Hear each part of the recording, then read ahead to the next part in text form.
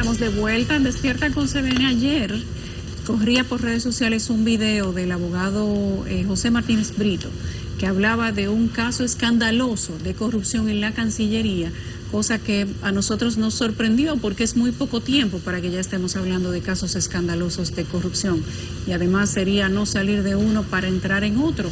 Hablaba de que hay un familiar del canciller Álvarez que resulta ser desde hace 2 meses el suplidor que más suerte tiene dentro de la Cancillería, y hemos querido llamar al abogado Martínez Brito para que él nos cuente de qué va esta denuncia y cuáles son las pruebas que se tienen.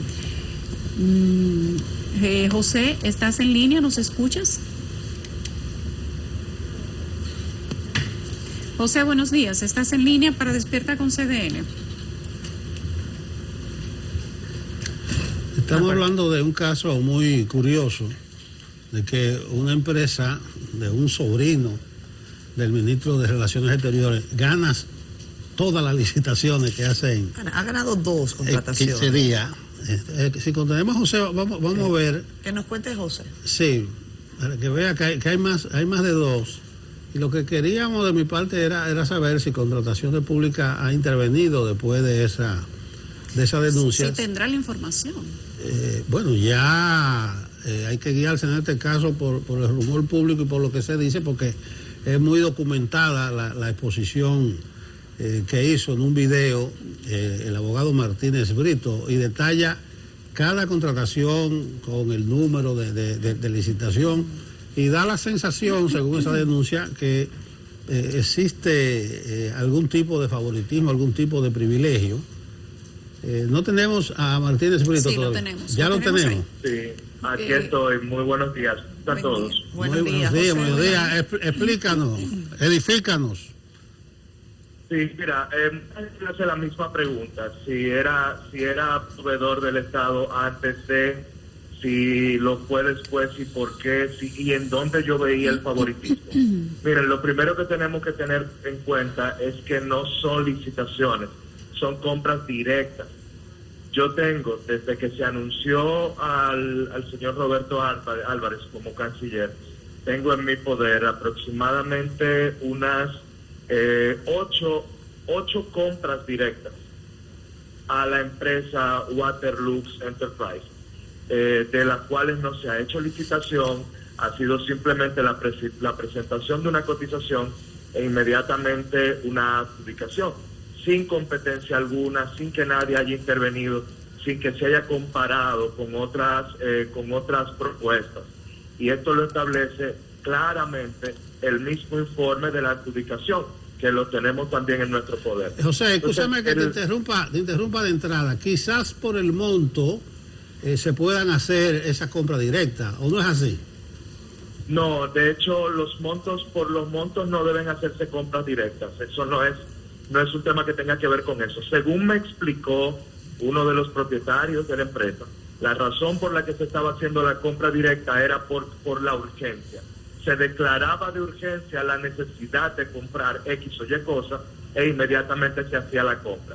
Entonces, es precisamente de la misma manera que, por ejemplo, actualmente se está declarando de urgencia la licitación para la compra de empleados en la Dirección General de Aduanas, para la compra de la comida de los empleados en la Dirección General de Aduanas. Entonces uno se pregunta cómo es posible que la compra de comida puede ser decretada de urgencia. ¿Por qué se decreta de urgencia la compra de comida? Entonces, empezando por esta parte. Segundo, son compras directas que no tienen ningún tipo de comparación de precios. No estamos hablando de una comparación de presupuestos, no. Es una compra directa sin competencia. Tercero, recibí la información por parte de propietarios de la empresa de que hace poco tiempo ya se había hecho el cambio del detentador de las acciones. Y yo como persona justa que debe decir las cosas de la misma manera, o sea, debe dar la otra cara de la moneda, ellos me comunicaron. Sin embargo, yo soy de los que creo que conozco perfectamente cuáles son los mecanismos que en República Dominicana se utilizan para evadir la justicia. Mantengo mi posición respecto a esto. no está claro el proceso de compras y contrataciones que se está dando en servicios de catering y eventos en la Cancillería.